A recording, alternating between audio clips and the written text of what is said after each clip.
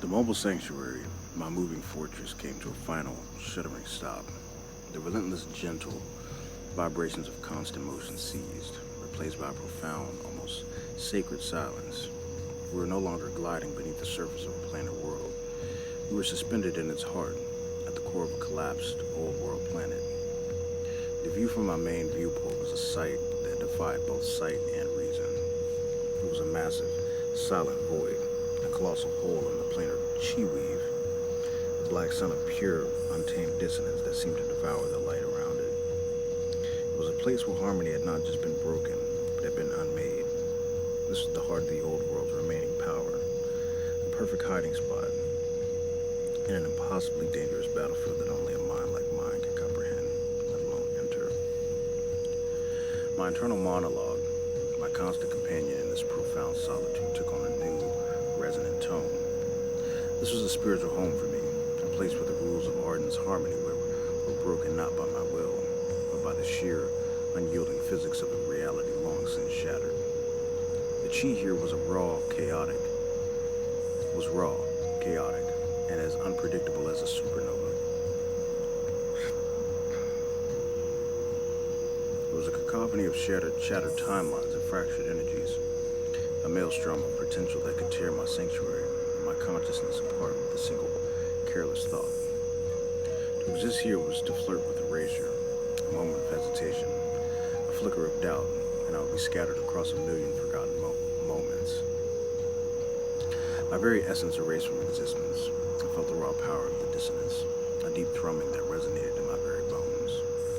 And a part of me, the part born of that forgotten time, felt a deep ancestral peace. I had come here for a reason, a crucial piece of my grand design that only could be found in a place of such profound discord. My mission, to retrieve a key piece of old world technology, an artifact I had identified in Falke's archives as a temporal distortion engine, a device capable of manipulating localized time with a precision that bordered on godhood. This was the key to my ultimate goal, the creation of a permanent, impenetrable sanctuary that existed not just in space, but outside of linear time itself. It was the final, elegant solution to the cosmic threat that was Arden. The ultimate fortress against a will that sought to dissolve all that did not conform. I could not hide in the shadows forever. I had to build a sanctuary, so absolute, so divorced from the laws of this universe, that would be truly untouchable. This temporal engine was the key to that reality. The mission was perilous in a way that defied my previous encounters with the Syndicate. There had been a war of signatures and wills. This was a war against the very laws of reality. The engine was buried deep within the core, protected not by physical shields, but by ancient, unpredictable energies. I could not simply send a drone. I had to send an extension of my consciousness, a digital ghost within this quantum tomb, the highly advanced chi-shielded probe I designed specifically for this purpose. The probe was a marvel of my hybrid engineering, its shell of interwoven old-world metals and planar alloys humming with the protective energy I had spent months perfecting. I had to navigate through a labyrinth of raw, untamed dissonance, temporal anomalies that created reality ripples where past and future bled into one another, energy bursts that could tear my creation apart with a whisper and phantom echoes of the dead world's forgotten physics. Every moment was a high-stakes gamble, a testament to my skill and my will. I used all my knowledge, a fusion of old-world tech and new-world chi to guide it.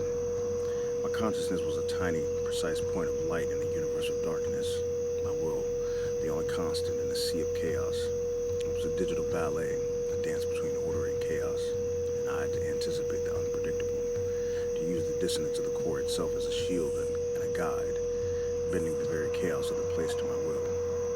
I watched the probe sensors as it descended, passing through a field of what appeared to be frozen moments, an ancient battle caught in a temporal stasis, its energetic signature still screaming in a silent loop of pain and fury. I had to use a specific chi frequency to bypass the field, a subtle harmonic that would not draw the wrath of the temporal anomaly. Each step was a razor's edge, a moment of profound concentration where a single miscalculation would mean the end of the probe, and with a significant portion of my integrated chi. Meanwhile, the Syndicate is still hunting me since my arrival. My entry into the core, a place of such profound dissonance, was like a beacon to them, a flare of untamed energy in their perfect world.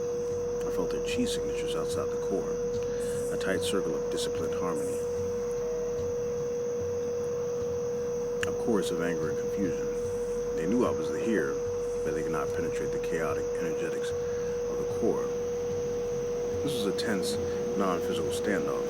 They were outside, trying to find their way in. I was inside, protected, but also trapped, a prisoner of my own success.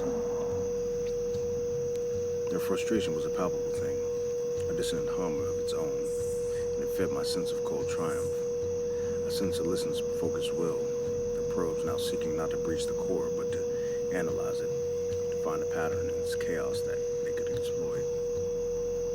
She was a formidable opponent, a mind as sharp as my own, but a mind bound to the dogma of harmony.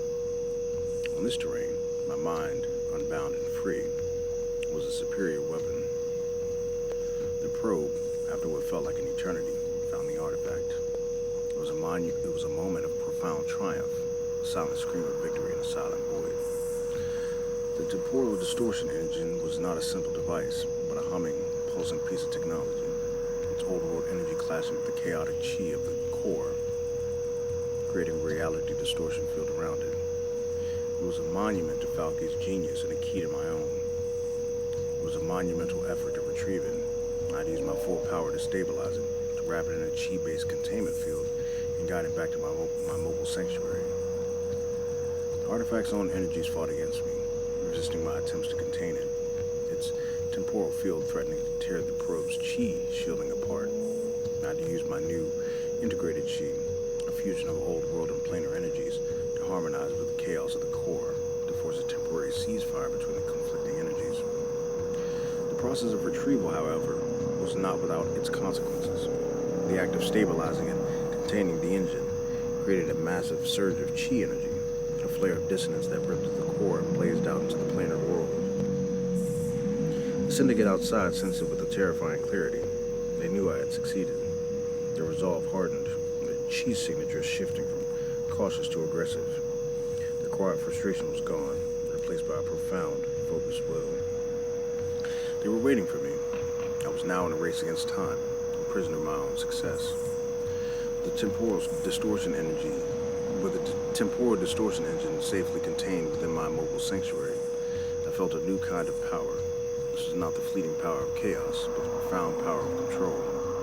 I had in my hands a tool that could bend the very laws of Arden's universe, a key to a sanctuary that could exist outside his reach forever.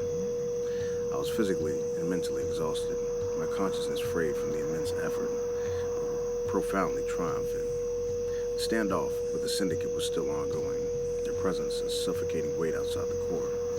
They were waiting for me to emerge. I was now a dragon sitting on a treasure, a prisoner in a cage of my own making.